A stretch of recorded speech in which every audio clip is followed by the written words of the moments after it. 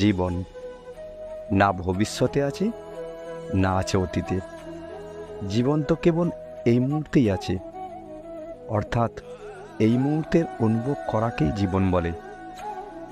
নরকের 3টি দরজা হয়: কাম, ক্রোধ, লোভ। এই 3টি জিনিস পাঁকের মতন সাফল্যের পথে বাঁধা হয়ে দাঁড়ায়। এতে একবার আটকে গেলে বেরোনো অসম্ভব।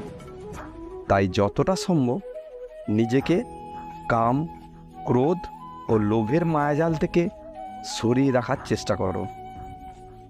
তুমি সেই সবকে নিয়ে শোক করো যা শোক করার যোগ্যই নয়, তবু শোকের কথা বলো।